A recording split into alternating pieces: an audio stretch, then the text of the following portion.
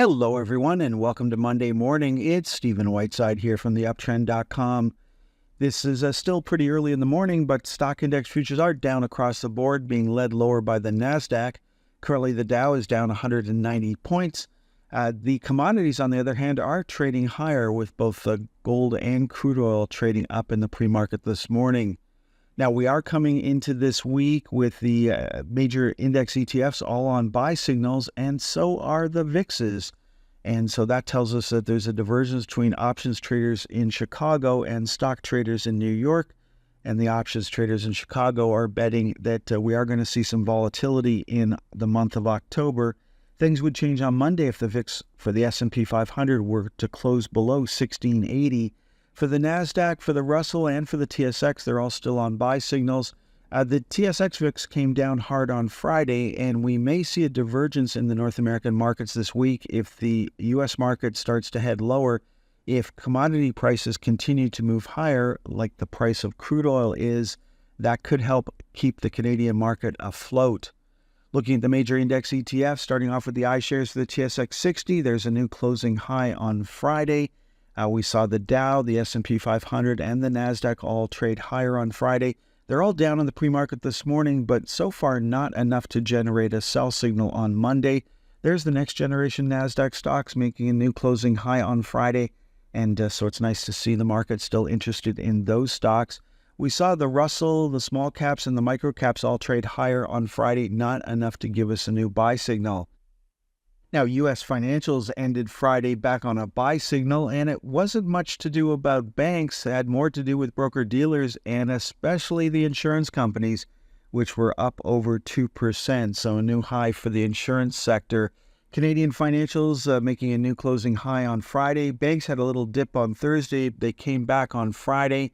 We're still trying to break out above 40.63. If we can do that, then 42.19 comes into play for the equal-weighted bank ETF. There's the energy sector moving up over 1% in Canada, a little less than 1% in the U.S. They're both going to continue to move higher on Monday. Gold stocks treading water here, both the GDX and the XGD having fairly quiet trading on Friday, so no major aggressive sell-off so far for the gold sector. Moving on to our 31 stocks in 31 days, looking at the stocks we've looked at so far. Apple may actually end Monday on a sell signal. It's currently trading below the lower channel line in the pre-market. Boeing is still on a sell signal here, trading slightly lower on Monday morning. No change in trend for Chipotle so far. A close below 56.75 would give us a sell signal. We generated a sell signal last Thursday and waved it off, waiting for the next close below the lower channel line. That may come on Monday. Then looking at Canadian Natural Resources, we're still trying to fill that gap.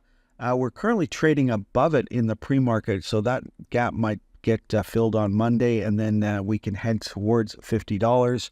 Then looking at Dollar General, Dollar Tree, we talked about both of those over the weekend, and there's Dollarama, and of course a close on Monday below $135.51 would give us a new daily sell signal for Dollarama. This morning, we're going to look at Etsy, and Etsy's not in a good position at the moment. On the weekly chart, it's ranked as 0. On the daily chart, it's ranked at 2. Of course, a chart is worth 1,000 words. I don't need to do a lot of research. Once I look at the charts, I can tell exactly what everybody thinks about the stock, so I don't need to go look at research reports or look at news items. All the information that's available is already in the chart. Now, starting off with a monthly chart of Etsy, it's back here in 2020 and 2021 where Etsy became famous. Right now, we're trading back at where we were in 2019. So, the stock has lost all of its love. And you can see on this monthly chart, once it started to break down, once everything turned red, it's really a stock you want to avoid. Or, of course, you could be shorting this stock. When we look at a weekly flypaper channel chart, you can see that once we started breaking down below it, and we did that very quickly, so the prospects for this stock changed in just over a couple of months, and here we are. We started to trade below the flypaper channel back in early 2022. In early 2023, we took a run at the flypaper channel, got stuck in it, and came back down. So If we at some point can turn around here, I'm sure we're going to get stuck in the flypaper channel. The moving averages, you can see that we've got the 10, the 50, the 100, and the 200 week moving average. And you can see that the 50-week moving average acted as resistance. The 10-week moving average is currently holding us in check at the moment. We've been underwater for a long time. So a stock, even a stock that's in a monthly downtrend, can have periods where we see the market want to come back, and they're probably anticipating that the company's going to tell them something different. And you can see that that didn't last very long. We're currently holding $50 on the weekly charts. If we break 50, then 37.50 would come into play. The pros have been out of this stock for a while now, and you can see again, there are periods where a stock that is in a major downtrend can see some love, but it's rather temporary, and that's one of the things that you need to be aware of is, these stocks can be tradable, but the trading is rather limited. All the emphasis is on the downside, not the upside. So the time in the trade is going to be shorter. And of course, the pressure is going to be on the downside as people use these rallies to liquidate their positions. We've been on a weekly sell signal since the start of 2024. That has not changed. Things would change this coming Friday if we were to close above $50, $58 even. And of course, if you're going to take that trade, that trade is, the opportunities in this trade are rather limited because we have all of the overhead resistance. Looking at the weekly panic zone chart, you can see those skid marks across the bottom of the screen. They tell us that a stock is broken, and this is a stock that's making a series of lower highs and lower lows.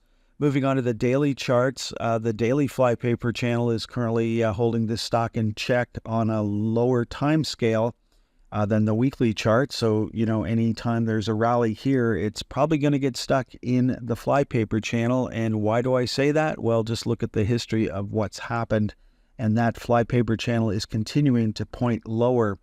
Looking at the moving averages, hey, we mostly have been using the 50, but we did get up to the 100-day moving average back there in, looks like July of this year, and that held us in check, and we came down, and again, we continued to make lower highs and lower lows. Looking at the midterm chart, we're still underwater at the moment, no change there. Now, we have not hit the $50 level. We've come down twice and traded just above the $50 level. If we break it, you can see that we've got different targets in between the big target on the weekly chart. So before we get to 37.50, 46.88, 43.75 would be our next targets. So if you're going to buy puts, if you're going to short the stock, you want to be taking profits down at these levels here and not wait for the 37.50. Looking at who's in control, you can see for the past month, the market has been intertwined between the pros and the public. And so they're waiting for information. Nobody's really aggressively buying or selling at the moment. The pros are just waiting for the next quarterly report to come out to see what they want to do next. But of course, this is a stock that's not in a good shape. We're currently on a daily sell signal. Things would change on Monday with a close above $54.84. Not expecting that to happen today. And then once again, looking at the daily panic zone chart, you can see all the skid marks across the bottom of the screen. Those are all lost opportunities. Every time there was a pressure zone forming, we were expecting a new rally to start. And some of them started, but they didn't last very long. And so we expect that pattern to continue.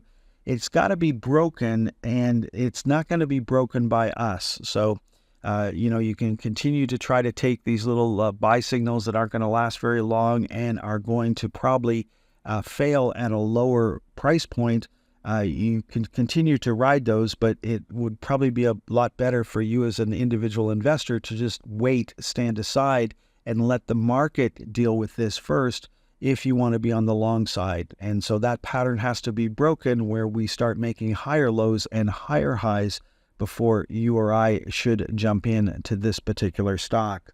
Okay, folks, that is all for this morning's presentation. Good things happen to good stocks, bad things happen to bad stocks, and you can see Etsy is one of those bad stocks that bad things continue to happen to.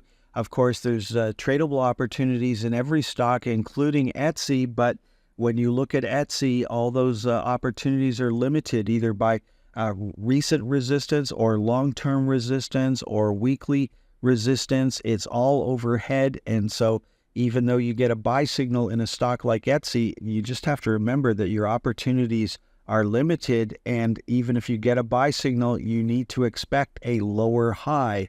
So, everybody knows that ahead of time. And that's why it's much harder to make money with a stock like Etsy that's making lower highs and lower lows than another stock that is making higher highs and higher lows.